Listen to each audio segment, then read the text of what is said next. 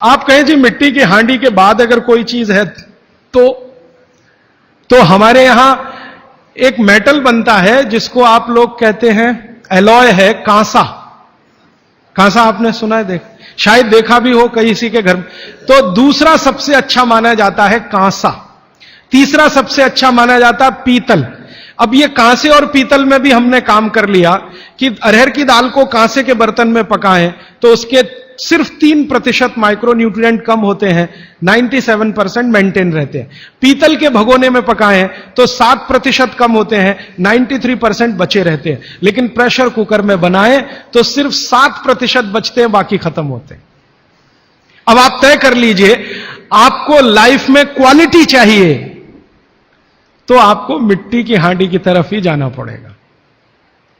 Quality of life की अगर बात आप करेंगे, माने जो खा रहे हैं वो पूरे शरीर में पोषकता दे, ये लाइफ की क्वालिटी की बात आप करेंगे तो मिट्टी की हांडी की तरफ ही जाना पड़ेगा।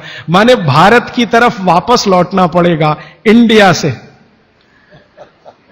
अभी हम हैं इंडिया में, जो बनाया अंग्रेजों ने या बना दिया अमरीकियों ने, इस इंडिया से निकल के भारत की यात्रा करनी पड़ेगी। और मैंने पिछले 1-2 वर्षों में ये बातें गांव-गांव में कहना शुरू किया है, तो इसका परिणाम पता है क्या, कि कुम्हारों की इज्जत बढ़ गई है गांव में। गांव वाले समझते हैं कि ये तो कोई बड़ा काम कर रहे हैं हमारे लिए। और मैं मानता हूं कि मेरे व्याख्यान की अगर कोई सार्थकता है तो वो ये कि कुम्हारों की इज्जत इतनी बढ़ जाए कि वो पंडितों के बराबर आ जाएं, क्योंकि वो किसी से नीचे नहीं है, क्योंकि वो किसी से छोटे नहीं है। भले वो मिट्टी के बर्तन बना रहे हैं, बहुत वैज्ञानिक काम वो कर रहे हैं। और मजे की बात कि वो हांडी बना के आपको 20-25 रुपए में ही दे रहे हैं, प्रेशर कुकर तो 250-300 रुपए का है।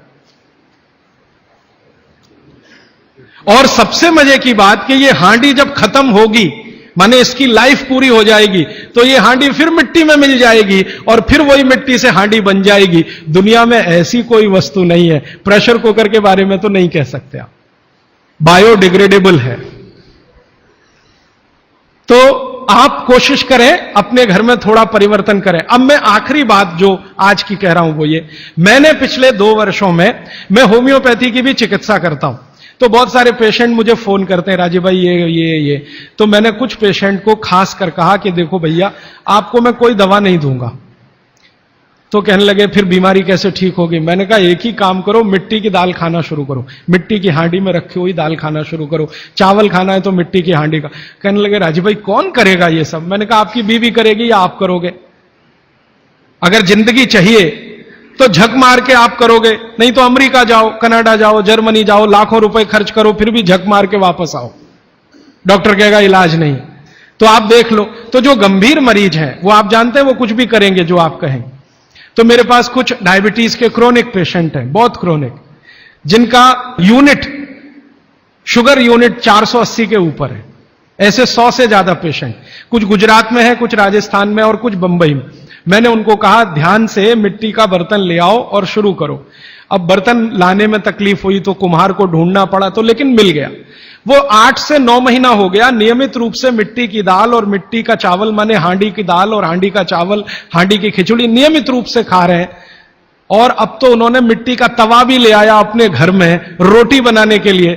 बाजरे की रोटी बहुत अच्छी बनती है इस मिट्टी के तवे पे, तो रोटी भी उसी की खा रहे हैं। 8 महीने के बाद सबका शुगर टेस्ट किया है तो 480 यूनिट वाला अभी 180 यूनिट पे है, बिना किसी मेडिसिन के, बिना किसी इंजेक्शन के, बिना किसी टॉनिक के। और होम्योपैथी की कोई दवा नहीं दी मैंने उनको। कुछ लोगों को ज्यादा परेशान थे, दवा भी दो, उनको प्लेसिबो दे दिया। प्लेसिबो समझते हैं, खाली गोली, दवा नहीं डाली। तो पेशेंट को लग रहा है कि मैं दवा खा रहा हूं, दवा खा के अच्छा हो रहा हूं। मुझे मालूम है कि वो कोई दवा नहीं है, वो प्लेसिबो है, वो अच्छा हो रहा है उस मिट्टी की दाल खा के, मिट्टी का चावल खा के, मिट्टी की खिचड़ी खा के। रिजल्ट ये है। तब मैंने मान लिया कि बागभट्ट सच में महान आदमी थे। वो एक सूत्र लिख गए कि आप ऐसा भोजन मत करो जिसमें सूर्य का प्रकाश ना जाए, पवन का स्पर्श ना हो। तो वो आपके लिए अमृत तत्व है, भोजन नहीं है, वो अमृत जैसा है। ये एक सूत्र पूरा होता है। सब सुखी हों, सब निरोगी हों, सर्वे भवन्तु सुखिनः, सर्वे सन्तु निरामया, सर्वे भद्राणि पश्यन्तु मा कश्चित् दुःखभाग्।